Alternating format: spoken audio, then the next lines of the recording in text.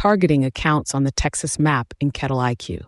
In this short training, I'll show you how to filter accounts by radius and volume, open a pin's details, and push a cluster into your CRM. Let's take a look. You'll find this under Sales Map from your dashboard. This is the account targeting map.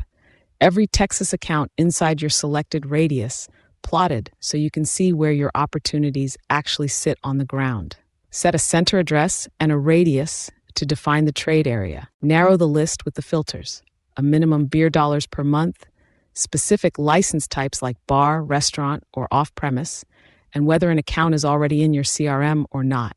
The list sorts by beer dollars per month, so your biggest opportunities rise to the top.